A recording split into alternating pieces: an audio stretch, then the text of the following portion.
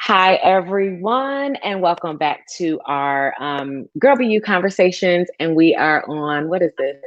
One, two, three, I think four or three. I can't keep up, but it's amazing. I'm super excited to continue these very heart to heart conversations, to share about just various topics within the Black community and especially how it impacts Black women. And so today, I have another one of my friends from college. I remember a class that we took, and we'll get into like how we know each other and all those good memories. But I have my good girl friend Danielle Burks. She is here, and today we are going to talk about Black women and mental health. And let me just say that for me, mental health is so important. I have struggled a whole lot with anxiety, anxious thoughts, worrying, depression. And before I was able to put a name to all of these things, I had no clue what I was actually feeling.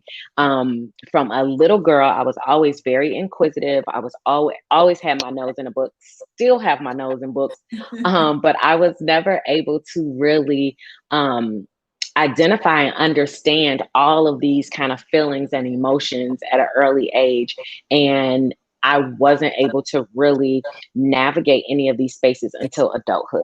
So I really want to have a conversation around mental health, a lot of the stigmas that's attached to it, as well as the benefits of it, because I am in therapy and I got Jesus.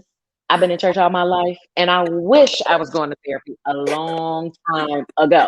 So I'm so happy to have this conversation with Danielle, and I will let her kick it off and tell us a little bit about herself, how she got into this, how you got into this field, um, how amazing you are. And when you don't say how amazing you are, I will definitely jump in there and let the people know. Okay, So take it okay. away, Danielle.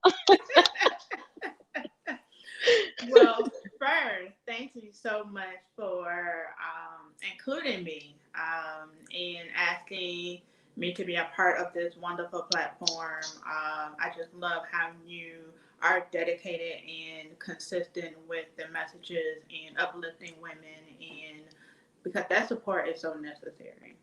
Yeah. Um, but how I got started in the field, as you know, as a journalism major from NIU Huskies, Yes, Husky. as a journalism major, I thought I wanted to be a journalist. I love stories. I remember high school being a part of the newspaper, being a part of yearbook, and just collecting different narratives and not really understanding where it would lead me. And so after college, I started a magazine, Goddess Magazine, which was geared towards young adults, teenagers, and it was really a platform for them to share their story. And each time I met a teenager or just groups of girls, I would say, this is for you. I said, Beyonce Mm, got Essence, all these celebrities got mm, other platform. I said, this platform is mm-hmm. for you to share your story because we all have a story. Yeah. And I go into different workshops. I can talk about the magazine in 10 minutes. After the Yeah. magazine, after that conversation, the girls would raise their hand. Well, I'm going through this. I'm going through this. My mom's not listening to Yeah. me. I don't have anyone to talk to. So it Yeah. became this support circle, which Yeah. became workshops. And so I started to gear them around these topics that were coming up. And it wasn't Mm-hmm. until a friend of mine, who's still a friend of mine, about to get her doctorate, I got to give her a shout out. Dr. Marquita Barrett, like, I got to give her a shout out. But Yeah. it wasn't until she said, have you thought about becoming a counselor, becoming a therapist? I said, do you know I dropped out of psychology 101 at NIU? Like what are we talking about? Yes. Yes. And she No. said, no, I see how you're working with the girls, I see how you're interacting, and I mean, I'm just putting it out there. And I said, okay, I'm gonna pick up these seeds and these messages Yes. that she's Yes. dropping to me, and I looked into it, and I just started Mm. researching. So that's how I got into the field of counseling and psychology, and I love it. Yeah. I Yeah. love it. So I've been in the field for about 7 years, and I'm going to continue to grow in this field because Yes. I get to have these opportunities to be a part of platforms like, this one here. And when I'm with clients one-on-one, I tell them I'm a witness to your story. The privilege to sit in this seat and to hear your story and to be a part of it, right? Mm-hmm. Because not everyone has that Yeah. opportunity to Yeah. share that. Yeah. So Yeah. that someone trusts me enough to say, this is what I'm going through. I'm sharing my deepest, darkest secrets, and I take Yes. help processing them. And for me to be able to hold that space for them, that's a Mm. privilege. Yeah. Privilege Yeah. I cannot take lightly. Yeah. So I am really, really, of course, passionate about Black women, passionate about not empowering them. I believe in inspiration. I believe that inspiration takes you to the places where you need to go. But so the reason that I wanted to talk about mental health in particular is because of my own personal journey of revisiting therapy, right? So when I was in college, it was just very odd for me. I was like, oh my gosh, like this is a new environment. I don't know what's going on. What are all these feelings? I'm the first one in my family to go to college and And so I remember like taking this journey with a therapist, a white woman, and it was like Christian therapy. And I remember feeling like, oh man, like, yes, I'm making progress. And I remember going to my dad and being like, how do you feel? Like, what? I went through therapy and he was like, I'm not talking about none of that. And I was like, okay, well, maybe this is the wrong path. But what I learned is after like coming face to face with just sheer panic attacks. And I had no idea what that was. Like, I thought I was dying. And then it went away. And then when I moved to Texas, I remember these thoughts flooding my mind, like, what if you die? What if nobody knows anything about you? And then my heart started racing again. And I was like, I'm about to die. And I didn't realize those were panic attacks. And I still was like, no, I'm not gonna go to therapy because all I just need to do is pray and I'm gonna just make it through. I just need to think positive thoughts and it's gonna be great. But it wasn't until last year, we were going through this pandemic. My grandmother died in August. I had 4 family members die back to back. I was dealing with just the epitome and so many levels of racism at work that I didn't know where it ended and where I started. I was just a mess. I couldn't sleep. I was, eating all the time. I wasn't healthy in my mind, all of these things. And so I was like, I need to go to therapy. I really need to go to therapy. And I told my therapist that what I am currently doing right now is like a thin gold necklace. My life is a thin gold necklace with a bunch of little knots in it. And I am attempting to do this work of untangling myself. And she's like, wait a minute. That is a great analogy. That's a great analogy. And I was like, that is how I feel. I feel like, I have this really expensive necklace, which is me.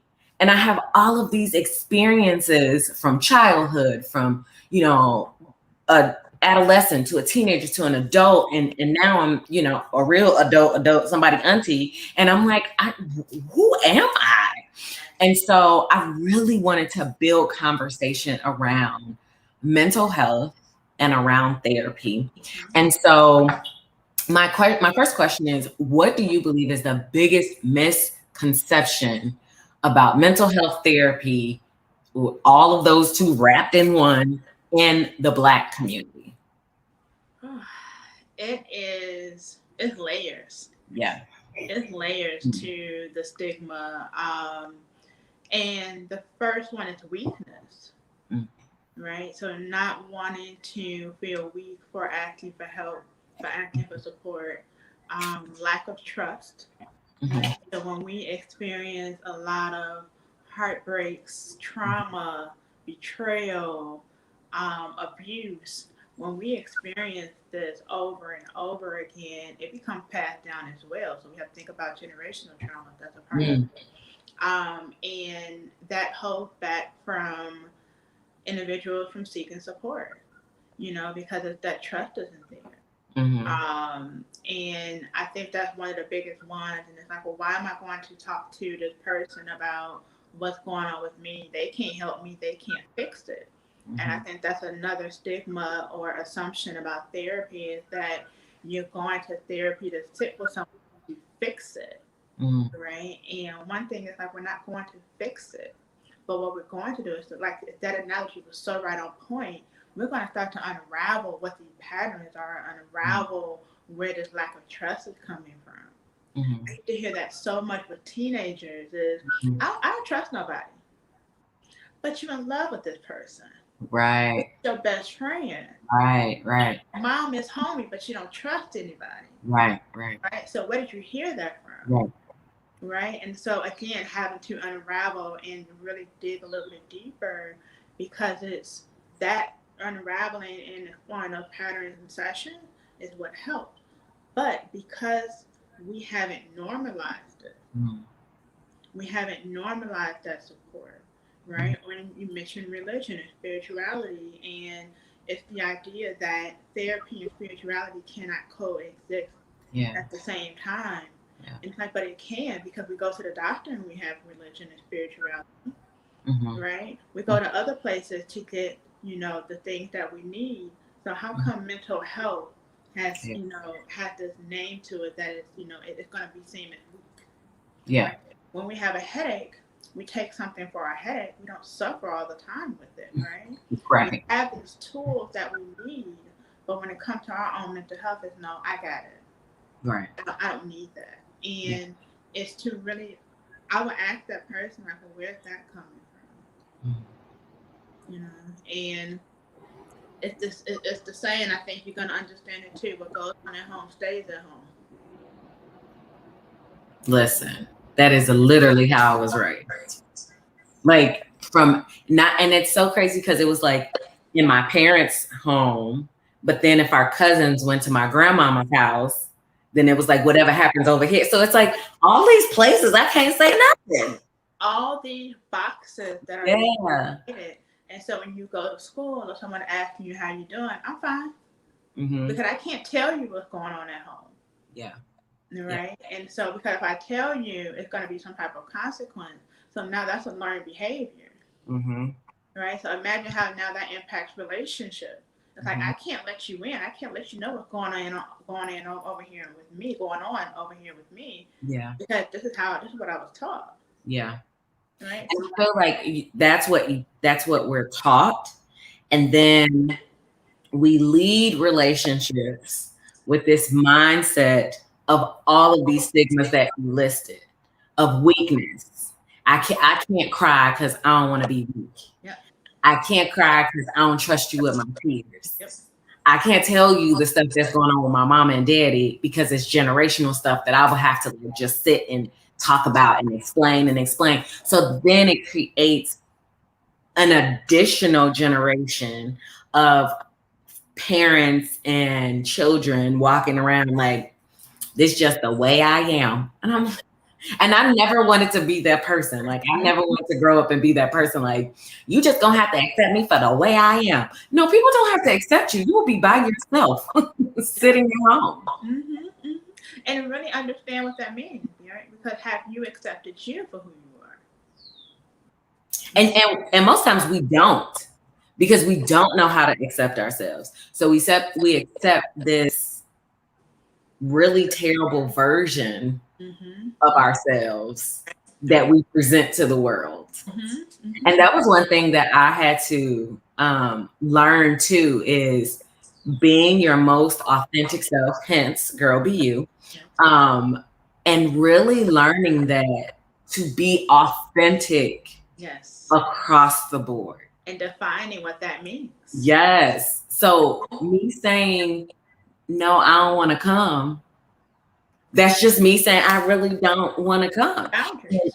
And with the pandemic, I was very nervous when the lockdown came, because I was like, oh my God, what's gonna happen? Like, is the world ending? Like, just all these thoughts, which I'm sure a lot of people had.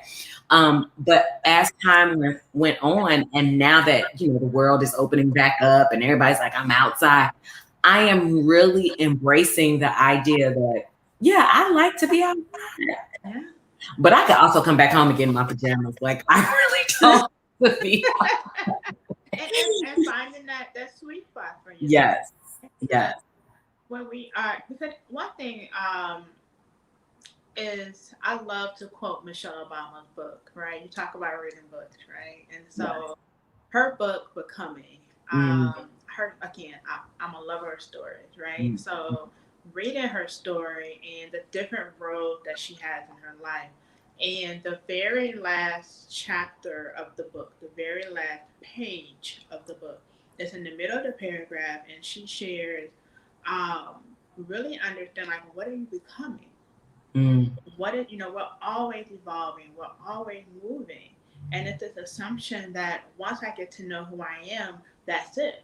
Yeah. Oh, because we're always evolving. And that's one thing about mental health is that, and even with therapy, and I'm gonna get to that later, it doesn't have to be just therapy, right? Yeah. But even just understanding your own mental health and your journey, it's to say, like, what am I becoming? Yeah. Right? We're not just 21 all the time. We're 21, we're 22, we're Yeah. going to our 30s, our 40s, our 50s, right? We're continuing to grow. Right? And so being your authentic self is accepting other parts of yourself to say, this is just something I'm not good at, and just something I'm not good at. Or these are what my boundaries are, and feeling comfortable and settled in that. So as you're moving through life, because life is going to continue on, right? It's just, you have that foundation that you set for yourself of, I understand who I am, and I understand that it's more to come. Right. And I just love this idea of the evolving as a person. And I always used to, like, even when I first started working, and I was like, I'm just going to be this and that, and I'm going to do all of the things. And now I'm like, I really don't want all of the things. I don't want all of the things as it relates to that particular dream and that idea that I had for myself. And I had a previous conversation, and we were saying how, people have this 5 and 10-year goal of, like, all these things that I want to be. And I thought that I was the only person that, I do have a vision for my life, but I don't want to hold myself so tightly to this plan that I don't allow for there to be space to be open to what might come as I'm evolving. I remember my mom told me when I turned 25, I was just like, oh my gosh, I am 25. And she's like, yeah, girl, life is going to change real quick. And I'm like, how dare you say that to me? Like, honey, I'm always going to be out here snatched. I'm be able to eat these flaming hots. I'm be able to do whatever with my body. And now at 38, I'm like, oh, child, red sauce. No, I get heartburn. Can't do it. But that just speaks to the evolving in our lives. And I think we give more credence and more room for the physicality of evolving, but we don't give that space for mental evolving. Like, the way I used to think as a 21-year-old, it's okay for me not to think that way as a 38-year-old. The way I used to be like, oh, let's go outside and let's do X, Y, and Z. Those things are great, but I'm gonna need it in spurts. And if we're hanging out during the day, I can't do the night too. We got to decide which one we're doing. But that speaks to the evolving, and it also speaks to the maturity and time and space that you give yourself to truly evolve.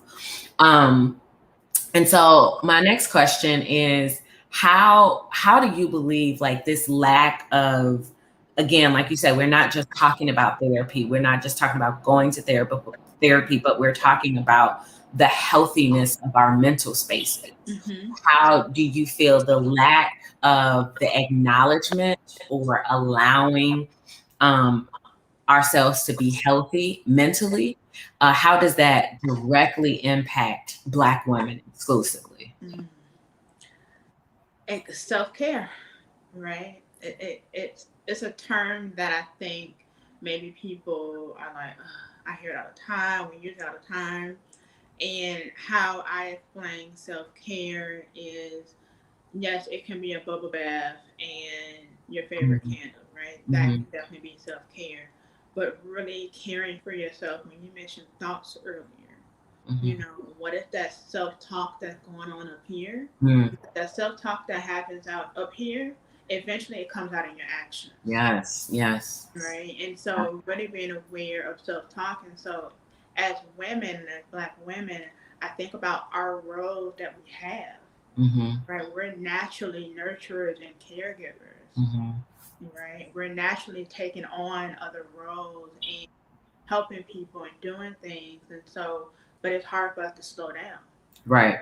Right. Right. And so that impacts us mentally as well. And so one thing that you mentioned, that anxiety, Mm. right? And having a word for it to say, I am feeling anxious, but that means you have to slow down to check in with yourself to say, what is going on? My stomach is feeling weird. I'm Yeah. tapping my fingers. I can't sit still. I've cleaned up the house. I've done this. I just don't feel at ease. I don't feel settled. And it's Mm-hmm. like, well, wait a minute. Some of this might be anxiety coming up, Yeah. Yeah. right? Or it can be these feelings of just sadness and lack of motivation, and Mm-hmm. it's hard to go to work, and Yep. Yep. especially with this weather, right? Yes. Yeah. And it's cloudy outside, that impacts us too, which can put Mm-hmm. us into some depressive episodes. Mm-hmm. But one thing I hear often at times is that I'm not depressed, Mm-hmm. I'm not anxious, there's nothing wrong with me, I'll be okay. But that type of thinking will not only continue to impact you in a way of hurting you, but it can start impacting you physically Yeah. when we talk about different ways that we cope, that are Yep. unhealthy ways that we cope.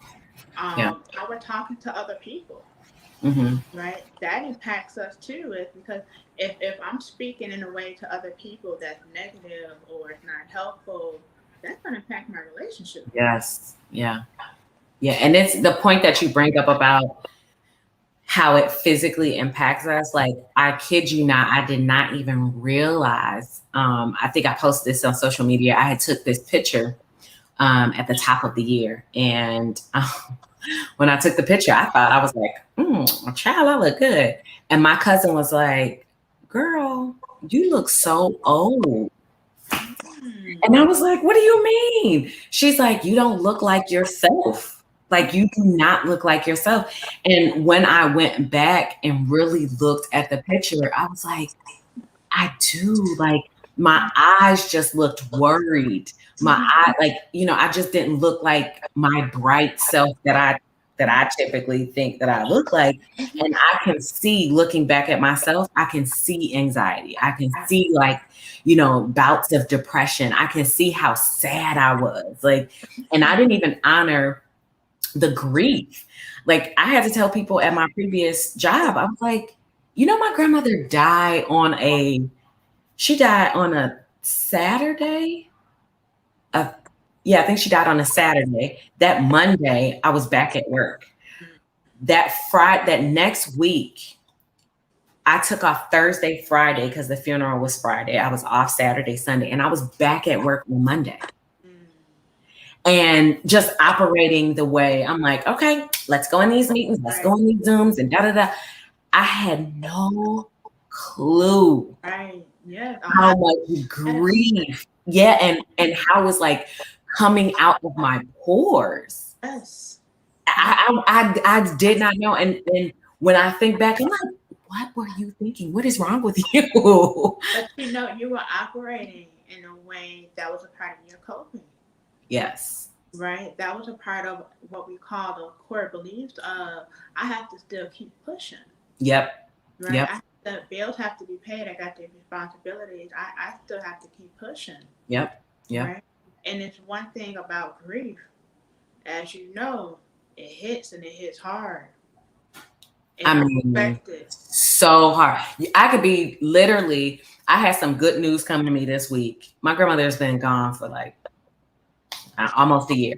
Literally, the good news came, and I know she'd been gone and she had dementia. Yeah. But literally, I was like, man, I want to call my grandmother. And I was like, yes. And I nobody tells you this. You know what I mean? And like, no one tells us this about how mental health does us. We don't know. Because with grief, and we're talking about grief in one way of losing someone, right? Mm-hmm. And if there's grief of relationships, there's of you talked about moving, moving to Texas, and Right. it could be moments of grief from grieving your life here and what you had here in Chicago, Yep. or loss of a job. Mm-hmm. The pandemic, Yes. lots of grief on different levels, and sometimes we don't understand how grief impacts us, right? Right. So grief grief looks like depression, it looks like anxiety, it looks like stress, Yep. it looks like lots of sadness, Mm-hmm. right? Or it can look like avoidance and denial, Yes. right? And when that avoidance and denial is there, then you're not taking care of yourself, Mm-hmm. right? Because it's okay, I'm fine, right? Lying the whole time though. Right. To yourself. Right. And so that's why that support is so important. Yeah. And so I tell my clients, look, in session, we're having a conversation. Just have me and you are talking. This is how a session will look. Yeah. Yeah. Right? And I want to normalize that too, that you're going to feel nervous. Mm-hmm. Right? I think that's a part of the stigma too, is that I'm going to feel nervous. This is going to happen. But it's like, yes, that's going to happen because we're forming a relationship. Mm-hmm. Right? But for us to talk about grief and for us to talk about the physical symptoms and what you're feeling and just some of the trauma that you've been through, we have to get through that beginning part of feeling uncomfortable, getting through the nervousness, right? And I tell my clients, I'm an open book. We're in this together. Yep. So that way, you know who you're sitting in front of. Mm-hmm. Right? Mm-hmm. So you made mention of the pandemic, and I spoke about, how it really impacted me. And then just going back to this whole idea of coping. Mm-hmm. Like, I have always been the person, I'm the oldest of 4 children, and even during that, I had to learn that just because I'm the oldest, that is not who I am. Right. That is just a part of my identity. And I don't have to carry that so heavily. Like, I'm the oldest. I carry all of this strength. But, I've always handled things like, oh, it's a problem? Ain't no problem. Ain't no problem around here. We're going to make it happen, da, da, da, da. But when the pandemic happened and it was literally like lockdown, you can't go anywhere. You got to get your groceries and go back in the house and go into the grocery store, standing 6 feet apart. I was having breakdowns in the grocery store. Yeah. Like, I was just like, oh Lord, oh my goodness. And so my question is, how do you believe overall? I know that it's case by case with different people, but how do you feel that the pandemic really made like a huge impact on our community? To generalize it shifted, right? And that shift, like we said, can look different for each individual. But what it did was, whether the person was an essential employee, an essential worker, and they had to continue to go to work every day, to whether someone has unfortunately lost their job, during that time, it was to. I started the storms.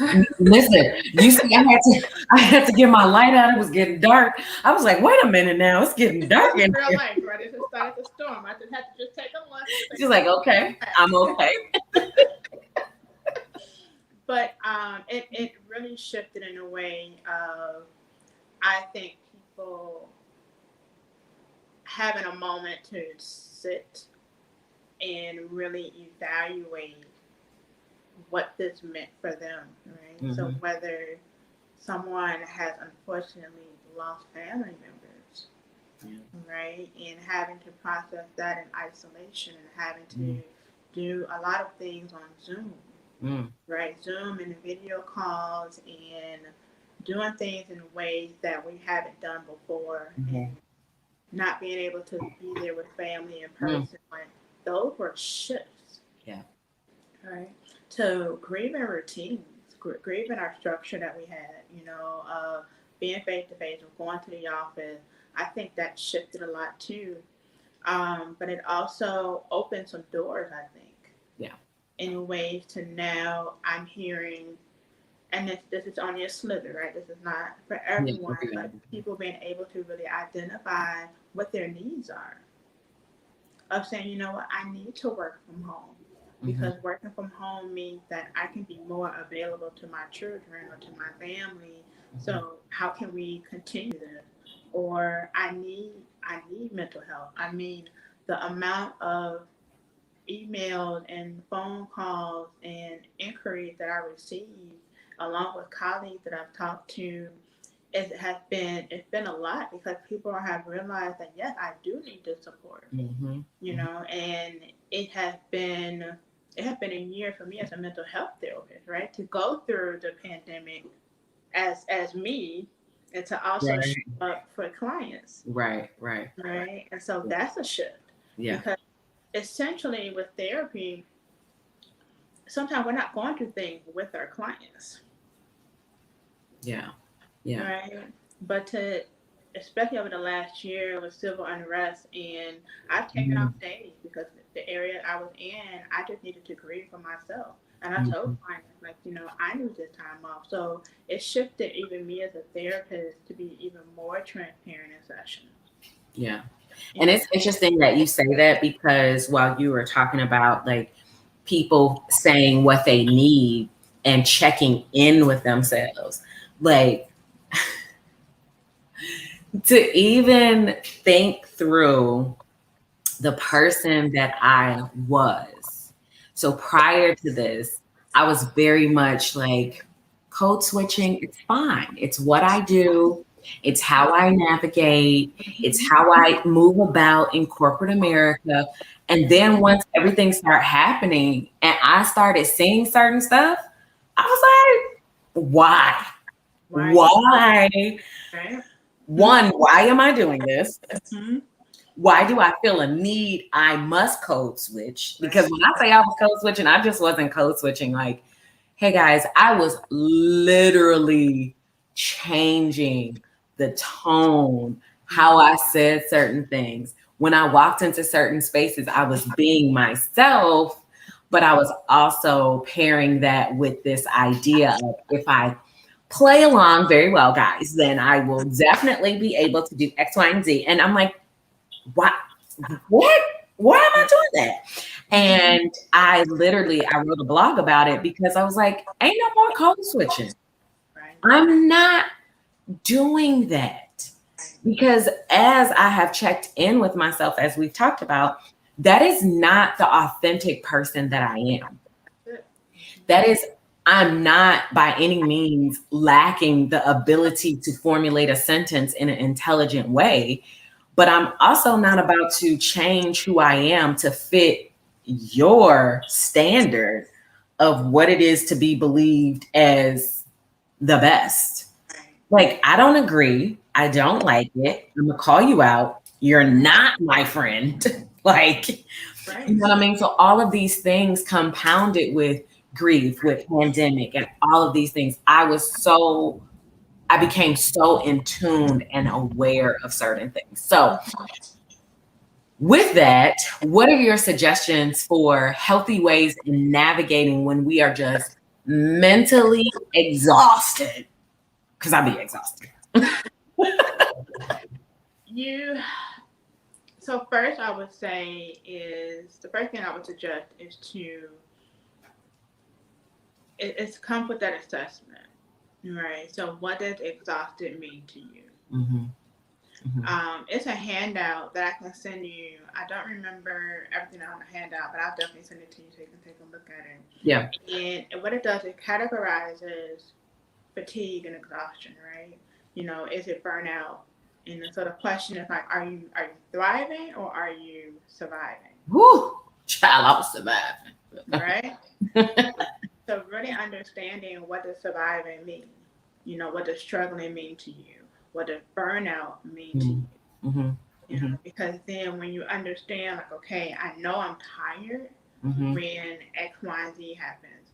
I know I'm tired when I start canceling events and canceling things that I know I really want to go to, but I don't have the energy. Mm-hmm. Right? I know I'm tired when my love for cooking is not there or my passion for sewing isn't there. So when things are starting to not look the way that it did before, that could be an indicator of some exhaustion, some tiredness coming up. So really identifying and taking that assessment to say, I know I'm tired when, Yeah. you Yeah. know, even one thing is calling off work, right? And when you notice that it's been at a rate more than it has before, that could Mm-hmm. be an indicator that stress at work is really taking a toll. Yeah. Yeah. So how can we plan for this? Yeah. You know, because typically when we call off work, it's because we are at zero, right? So healthy way would be assessment, checking in with yourself. You're gonna always hear me talk about a support team. Yeah. We all need support. I'm a big sports fan, football, and I don't have a clue about football. A clue. but even in different sports teams, even individualized teams, Mm-hmm. individualized sports, Mm-hmm. everyone has a support, Mm-hmm. right? And so in life, we need our support. So who is on your team? Yeah. So really assessing like who is that person I can go to when I am feeling this way? What do I need, right? So Mm-hmm. identifying what your needs are. Right? You Mm-hmm. might say, you know what, I don't feel like cooking. Can someone help me out over here? Oh, you cooking? Can you put a plate to the side for me, right? So Yeah. being able to advocate for yourself, Mm-hmm. right? These are healthy ways to deal with exhaustion and wanting to take a break. Yeah. Literally, allowing yourself to listen. Maybe it's some music that can allow you to just focus on the music and not your thoughts. Yeah. Yeah. Mm-hmm. Meditating, yoga. I have clients that say, I can't do that. I can't sit and listen to quietness. I said, I'm right there with you. Right. Right. I have to listen to guided meditations. Yeah. Right? Because if I'm listening to a guided meditation, then I can focus on this person's voice. Mm-hmm. Right? But if it's just music, I'm going to focus on whatever's going on up here. Yeah, that's right? true. So being aware, it's not for everyone. Yeah. Right? So And I think I'm sorry to interrupt, but finding what works for you. Like yoga is good for me at the end when you like relax and close your eyes. I'll be like, ooh, child, okay. But all of the movements that doesn't necessarily help for me. Look into restorative yoga. Okay. So restorative yoga is different than maybe the more traditional yoga that you've seen to a lot of movement. Restorative yoga is literally you hugging a pillow, right? Or you just giving your weight to a pillow, right? This is why we need people to help us, okay? I would have been out here stressed out. Let me go get this pillow and hug. Right. So like you said, and that's a good point. Is finding what works because not everything doesn't work for everyone, right? Yeah. And so during the pandemic, I picked up baking. Right, and it just became very relaxing for me to measure things out and see how it tastes, and it was different than my day-to-day life. Yeah, yeah. Right, so really finding what works because when that burnout hits, it hits hard. It does, and it drags you. Not only does it hit, but it drags you, and then you're like trying to be like, well, let me get my life together. You can't. It's impossible. But it becomes harder. And so the analogy I like to use is one of like our cars, right? We can't drive our cars on E, but we continue to try to function on E, right? Yeah. If we have to put $5 at a time in our tank to get us where we need to go, well, now we need a little bit more than $5, right? Sure, I need about 20, but okay. But for the sake of my example, right? Right. Just put a little bit in at a time. We don't the goal. It'd be great if you could fill up. Yeah. Right, but that's not realistic. Right. But a little bit at a time, what are you doing to energize yourself? Yeah. Right. What are you doing to ground yourself? You mentioned spirituality. So what does that look like on a day-to-day to where you can sit down and have prayer, to where you can sit down and listen to music or fellowship, whatever it may mean to this person, is how do you ground yourself? Yeah. Right. How do you identify what your values are? Our values, sometimes we do not identify them because it's like, well, I think this is important. It's like, well, how are you making decisions if you don't have your values? Because your values are part of your foundation. Right. right? And Right. so that's another key point on a healthy way to really check in with yourself. What are my values? What am I comfortable with? What are my energizers? What are some healthy coping skills I can have versus the unhealthy coping skills Mm-hmm. to get through what's in front of you? Yeah. One of the biggest things for me was learning that it's really not my job to save everyone. You know, I really Take thought, off that cape. yeah, I was like this during the pandemic. Because I really grew up with this mindset that it is my job to help.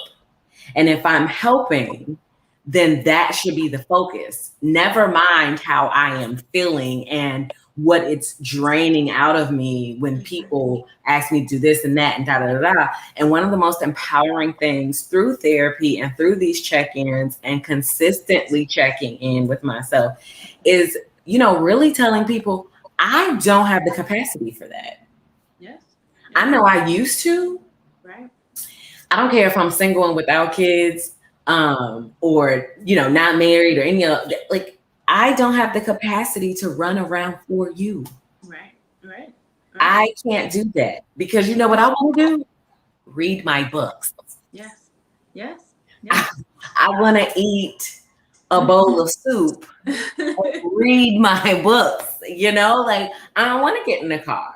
Yes. I don't want to drive anywhere, Mm-hmm. you know, and that is a consistent, constant check in with myself Yes. over and over. So and it goes back to our original point of there's always this evolving, there's always this growth.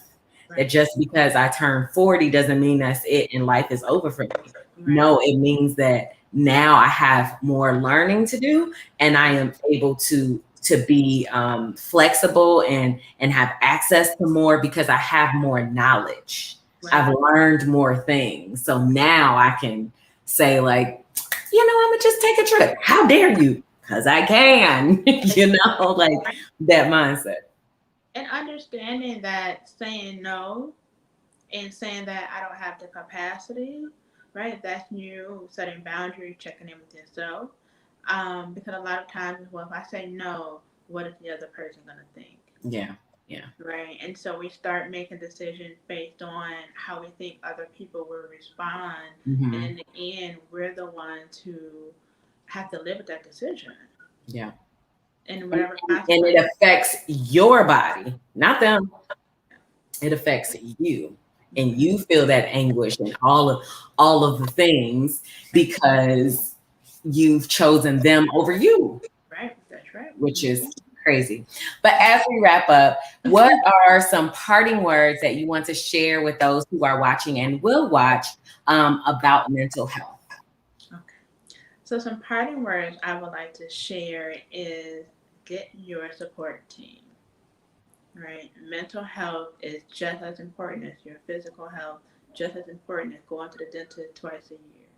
Right? It is a way for you to check in, and it's with mental health with a therapist, someone else, maybe with a religion. It's just really having this one-on-one time. Mm-hmm. Right. Like I tell my clients, this is your 1 hour a week, every 2 weeks, whatever the schedule may be, that you get to come and talk about you and things that are going on with you. Right. To be able to start to make connections. And when you're able to make those connections, that's going to help you moving forward. That's going to help you with tomorrow. Mm-hmm. Right. So my parting word would be allowing yourself to get support and to get that help. It does not mean that you're weak. Yeah. It just means that it's a lot of stuff going on in this world. It's a lot of stuff going on in your family and at home. And sometimes you just need somewhere to put it. Yeah. Right? And so the question is, where are you putting it? What is your outlet? Yeah. Right? Mental health comes in different forms. We have different ways. I know people talk about payments and things like that. Look, we will figure that out. Right? And so don't let that be a barrier to getting support. If thinking about having insurance and not having insurance, there are ways around it. Mm-hmm. Right? And I would let you know other ways that you can get that support if insurance is not an option. And self-care. I'm going back to my self-care. That self-care is important because when things are manageable, I always like to compare it to like a little small snowball. When it's manageable, we can maneuver it. But as it starts to get bigger and bigger and bigger, it becomes overwhelming. So how are you managing things when it's small? Yeah. So that's another way of checking in to say, okay, I'm managing things, but now this is too big.